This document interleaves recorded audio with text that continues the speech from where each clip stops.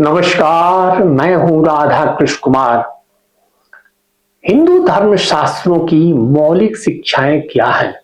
हिंदू धर्म शास्त्रों में मुख्य रूप से उपनिषद, भगवत गीता तथा पुराण है। इन ग्रंथों में ब्रह्म यानी परम सत्य, आत्मा और पुनर्जन्म की अवधारणा तथा कर्म की सूचना पर विशेष बल दिया गया है।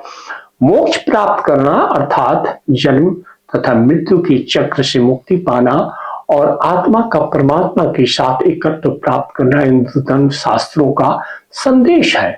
हिंदू धर्म में कर्म, कारण और प्रभाव का सार्वभौमिक नियम है, जिसका अर्थ है कि प्रत्येक क्रिया का एक परिणाम होता है जो व्यक्ति के वर्तमान और भविष्य को यहाँ तक कि कई जन्मों तक आकार देता है। यह मौलिक रूप से महत्वपूर्ण है क्योंकि यह पूर्व जन्म के चक्र जिसे संसार कहा जाता है के माध्यम से व्यक्ति के भाग्य का निर्धारण करता है। इसका अंतिम लक्ष्य निष्काम कर्म, निस्वार्थ कर्म जैसे पुण्य कर्मों के माध्यम से अपने कर्मों को समाप्त करके मुक्ति यानी मोक्ष प्राप्त करना है। हिंदू धर्म शास्त्रों में 6 दोषों यानी काम, क्रोध, लोभ, मद, मोह और मत्सर यानी ईर्ष्या से सावधान रहने की बात बार बार कही गई है और कहा गया है कि काम, क्रोध और लोभ नरक का दरवाजा है, gateway of the hell. Bhagavad Gita अध्याय 16 वर्ष 21। याज्ञवल्क्य स्मृति के अनुसार धर्म के 9 लक्षण बताए गए हैं। इन्हें समाज और व्यक्ति के कल्याण के लिए आवश्यक माना गया है।